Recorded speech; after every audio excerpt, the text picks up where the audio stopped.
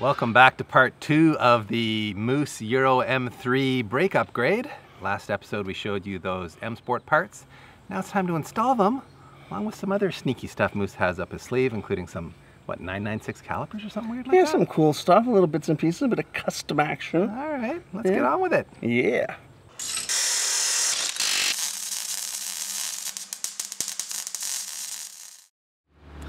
Well, now that you guys have seen the tour over at MSport, it's time to install the parts.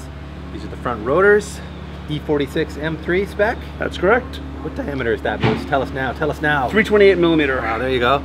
And we're teaming those up with Hawk street race pads, which I believe is a tuned up version of their DTC 30 compound, which I used on our buddy Vin's FRS with very good results. So I'm pretty sure this is going to be a nice street race pad, meaning it's streetable, but you take it to the track and it's not going to disappear on you. So well named, Hawk, well named. And you've got your Porsche 996 Brembo 4-piston calipers combined with a set of custom mounts, radial to tab mount adapters that allow me to use them with E36 rotors. Who makes those? These are made by Toronto Motorsport out of the UK. And of course these are the brake lines that you guys saw us make. Moose is going to get sweaty under there, and I'm going to jump behind the camera maybe and make Pete do some work. Look at that violence, everyone. Moose only has one speed. That hasn't changed. We haven't shot a Celica video for a while, but you haven't changed, Moose. One speed, fast and dirty. Parts are flying. I'm in, coach. Put me in. That's right. I'm gonna do the back here. Moose is ahead of you already. Hurry up, PT. So off with these standard E36 M3 calipers and rotors, and on with the big stuff. Looks like you kind of drew the short straw working on the back end here with the drum. I'm actually quite content doing this because this is a bolt-on. This is a bolt-on affair here. Oh, that's true. There's no adapter. I don't got to do anything. Yeah. Just putting rotors and pads on.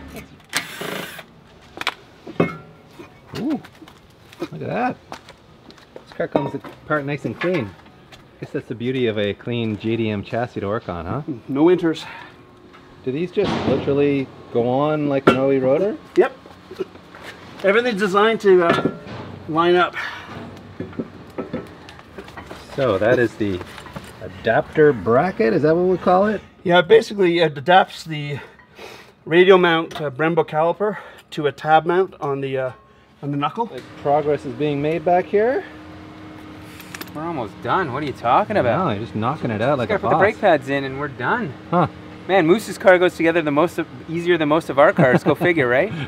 Well, about time. He didn't buy a mullet version of an E36, that's for sure. No, he didn't. This is a clean one. Time to install those custom lines from MSport. You saw JP build them, and now you're going to see PT install them. There's two of them in the rear here. Yeah, it's weird, isn't it? So there's a flex section, then it goes to a hard line around the backside, which you can't see, and then it goes to the another flex section that pretty much like runs like this, and then there's a hard line in between there. So, yeah, weird. But look at this. More importantly, I'm done. I know, you're killing it. I got the Hawk Street race pads on. Yeah. I got the MSport rotor in place. Yeah. Moose is just lagging. Oh, Moose got a bigger job, and yeah, he is lagging a little bit. It's because he hasn't had enough practice lately. He hasn't been working on Connie. He's just been sitting at home. Yeah, exactly. Too busy staring building a at career. the M3. Too busy being a grown-up. By the way, if you guys are hearing construction noises, it's because of this mess out here. They're redoing Moose's street. It just feels so good to see Moose on his knees again. Only way you see me, Dave. So this is the magical fit-up of the 996 non-turbo caliper, right? Yeah, this is the S caliper. Just forgot to put my isolators. Is that what those are called? Isolators. Isolators, I think they're also heat shields to protect the rubbers. Yeah, that makes sense.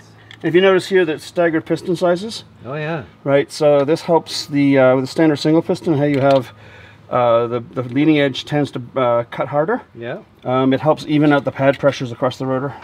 It basically allows for the fact that the rotor is washing the pad back, so it cants the pad. Yeah. So you have a bigger and smaller piston to basically provide pre-pressure on one side, so the pad presses more evenly against the rotor. Look at you, Moose, dropping the brake pad knowledge. I like it. And now we're back to the Moose we all know and love. Installing parts violently. Hey, sometimes softness and kisses work. Sometimes my fist.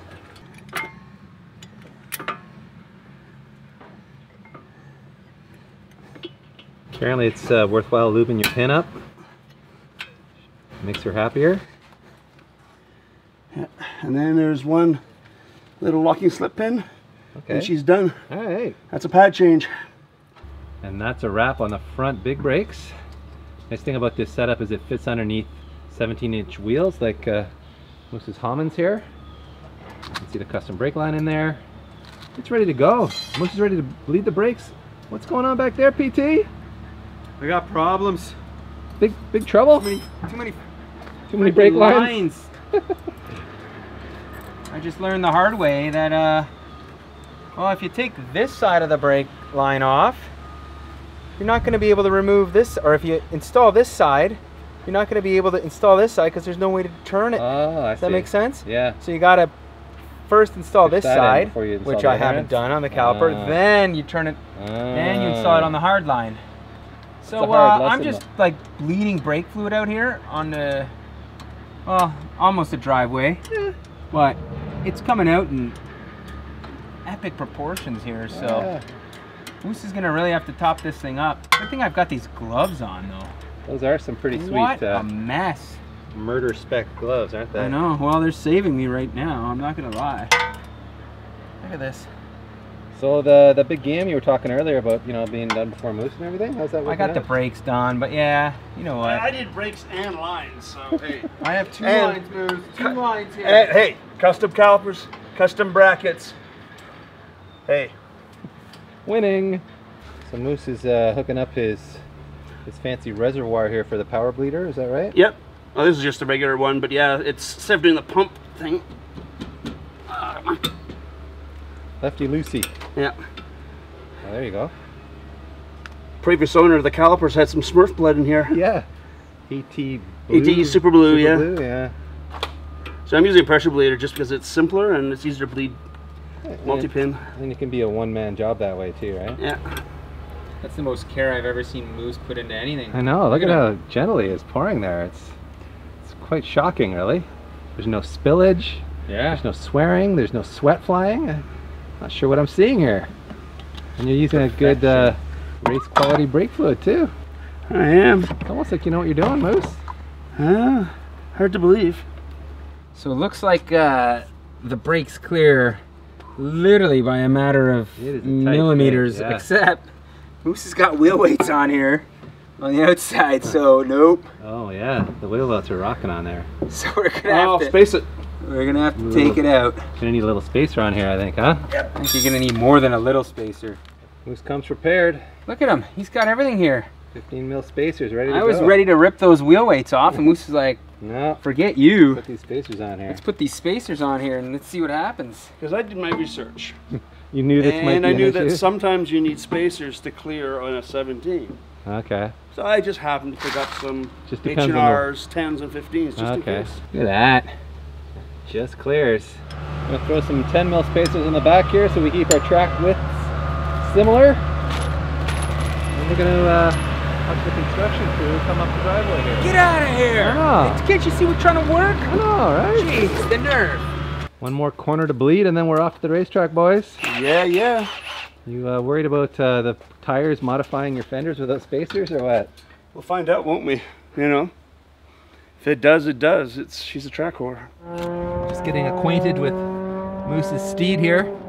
I'm trying to remember what lap time I did on it on the stock brakes. I think it was a 130 flat, but Pete can drop the graphics in here when I get him the actual lap time, and then we're gonna go see if we go a little faster with better brakes. I'm sure we will. More importantly, we want to see if I don't have terminal brake fade after one lap. I can go and rip a couple of laps before the tires start to go off. So let's find out what the next limiting factor Or is. the tires start rubbing the fenders. Yeah, that's true. With those spacers, we may have some rubbage. So if I come in early, you guys will know why. Well, this is our one chance to pass a Viper in Moose's M3. And this thing revs so much higher than the Mustang, it's weirding me out. Turn one, the brakes already feel really good. Feel like a proper track setup.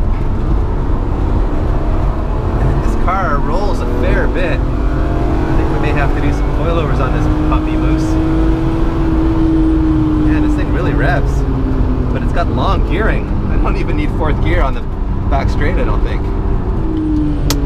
Oh, I got a Viper chucking rubber at me. And not the good kind either. You let me through. That's good. Thank you, sir.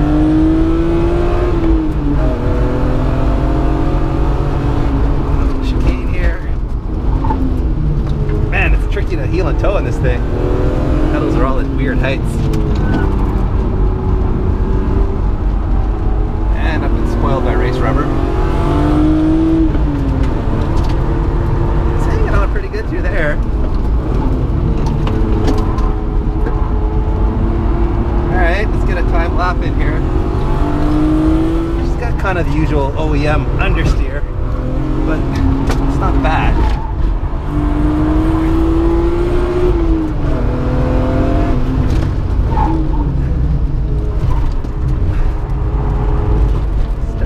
Feel for her.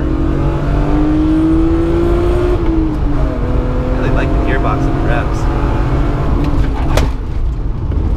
Maybe we got too much rear pad. It feels like we're locking up the rears. I think that's what's happening. I might just have a bias issue.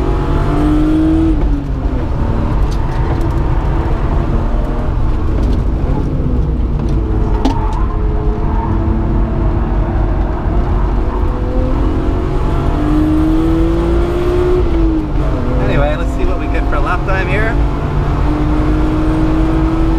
Got 128.3. I don't know what I did the previous lap. We'll have to have a look. But it's already a couple seconds faster than on the stock brakes. Than for a simple rotor pad fluid upgrade. To go 2 seconds faster tells you how much brakes are. Whoa!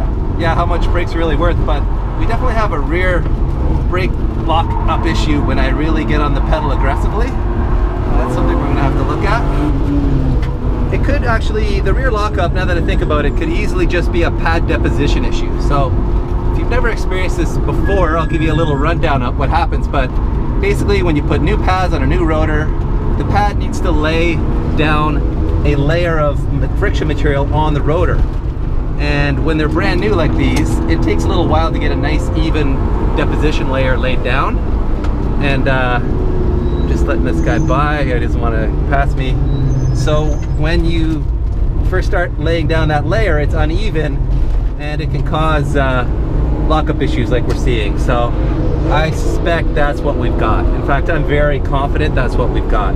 Moose did bed in the pads on the street beforehand as per Hawk's recommended process, but I find a lot of times you still need a session or two on the track to really even out that issue. So, well, Moose, I think we can call that a big win to go, I think, 2 seconds faster. We'll have to check our lap times from the baseline. I think I did a 130.4 and I just did a 128.3. So 2 seconds from just a pad upgrade and more rotors, brake mass so that we didn't have any brake fit issues to struggle with. Yeah. The car is bulletproof now. I can go lapping all day long as far as the brakes are concerned, and really it just leads to the question of what's next? What do we do next? Oh, well, there's all kinds of stuff, I think. Yeah, I think springs and coilovers. Yeah. More track bias to tires and rims. Yeah, something a little wider and stickier. Camber, lots more camber. Yeah, yeah. So yeah, we're not going to call it a project car yet, but I think it's safe to say you're going to see more of Moose in his M3. And thanks again to MSport and Marcor for the help with the parts. Let's go skiing. Let's go figure out how to make this thing go faster. Yeah. Pete pumps put it through the system with his Dexter gloves on. Oh. Yeah. Don't wear gloves. Not these types of gloves. Ugh. Hands off nice and darkness coming off of this. So nice.